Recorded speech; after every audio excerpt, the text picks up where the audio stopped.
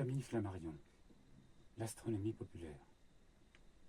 Livre 6, Les étoiles et l'univers sidéral. Chapitre 1er, la contemplation des cieux. La Terre est oubliée, avec son histoire minuscule et éphémère. Le Soleil lui-même, avec tout son immense système, est tombé dans la nuit infinie. Sur l'aile des comètes intersidérales, nous avons pris notre essor vers les étoiles, soleil de l'espace. Avons-nous exactement mesuré, avons-nous dignement senti le chemin parcouru par notre pensée? L'étoile la plus proche de nous trône à 222 000 fois 37 millions de lieues, c'est-à-dire à 8 trillions 200 milliards de lieues. Jusque-là, un immense désert nous environne de la plus profonde, de la plus obscure et de la plus silencieuse des solitudes. Le système solaire nous paraissait bien vaste. L'abîme qui sépare notre monde de Mars, de Jupiter, de Saturne, de Neptune nous paraissait immense. Cependant, relativement aux étoiles fixes, tout notre système ne représente qu'une famille isolée, nous entourant immédiatement. Une sphère aussi vaste que le système solaire tout entier serait réduite à la dimension d'un simple point, si elle était transportée à la distance de l'étoile la plus proche. L'espace qui s'étend entre le système solaire et les étoiles, et qui sépare les étoiles les unes des autres, paraît entièrement vide, de manière visible, à l'exception des fragments nébuleux, cométaires ou météoriques, qui circulent çà et là dans ces vides immenses. 3700 systèmes comme le nôtre tiendraient dans l'espace qui nous isole de l'étoile la plus proche. Qu'une épouvantable explosion s'accomplisse dans cette étoile, et que le son puisse traverser le vide qui nous en sépare. Ce son n'emploierait pas moins de 3 millions d'années pour arriver jusqu'à nous. Il est presque merveilleux d'apercevoir les astres à une pareille distance. Quelle admirable transparence dans ces immenses espaces pour laisser passer la lumière, sans l'épuiser, à 100 000 millions de kilomètres. Autour de nous, dans les répets qui nous entourent, les montagnes sont déjà obscures et difficiles à voir à 30 lieues. Les moindres brumes nous dérobent les objets de l'horizon. Quelle n'est pas la ténuité, la raréfaction, la transparence extrême du milieu éthéré qui remplit les espaces célestes. Nous voici donc sur le soleil le plus proche du nôtre. De là, notre éblouissant foyer est déjà perdu, comme une petite étoile à peine reconnaissable parmi les constellations. Terre, planètes, comètes voguent dans l'invisible. Nous sommes dans un nouveau système. Approchant ainsi de chaque étoile, nous trouvons un soleil tandis que tous les autres soleils de l'espace sont réduits au rang d'étoiles. Étrange réalité. L'état normal de l'univers, c'est la nuit. Ce que nous appelons le jour n'existe pour nous que parce que nous sommes près d'une étoile.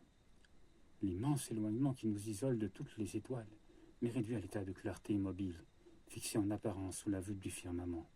Tous les regards humains depuis que l'humanité a dégagé ses ailes de la chrysalide animale, toutes les âmes depuis qu'il y a des âmes ont contemplé ces lointaines étoiles perdues dans les profondeurs éthérées.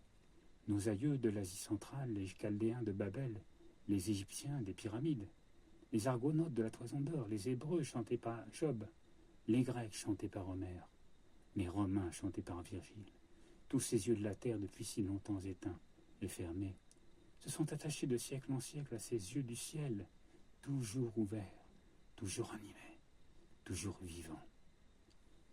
Les générations terrestres, les nations et leur gloire, les trônes et les autels ont disparu, le ciel de mer est toujours là. Qu'y a-t-il d'étonnant à ce qu'on ait contemplé? Qu'on l'ait contemplé, aimé, vénéré, questionné, admiré, avant même de rien connaître de ses vraies beautés, de ses insondables grandeurs.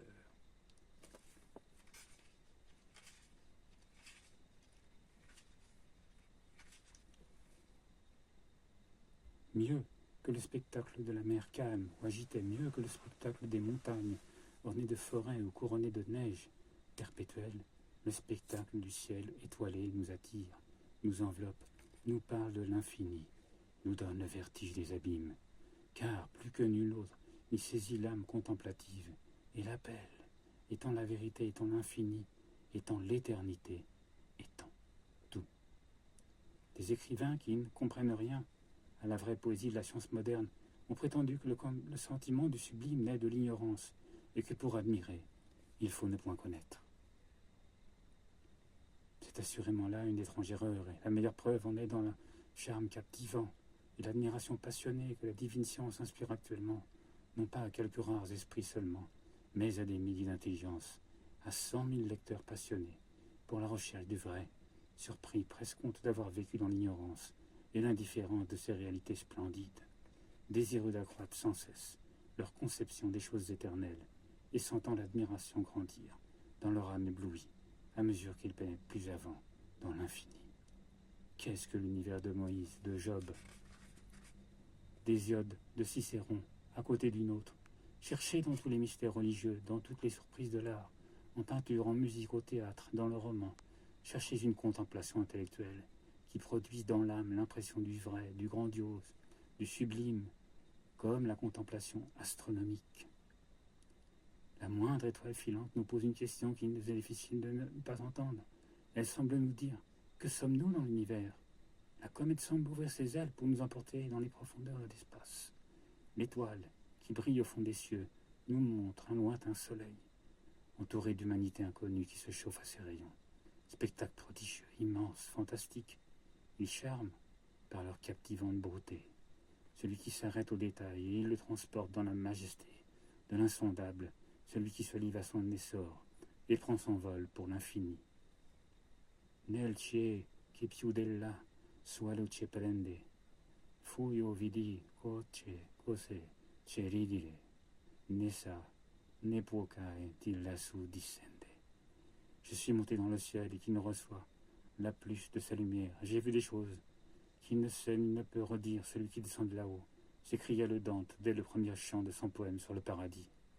Élevons-nous, comme lui, vers les hautes célestes hauteurs, non plus sur les ailes tremblantes de la foi, mais sur les fortes ailes de la science, car ce que les étoiles vont nous apprendre est incomparablement plus beau, plus merveilleux, plus splendide que tout ce que nous pouvons rêver.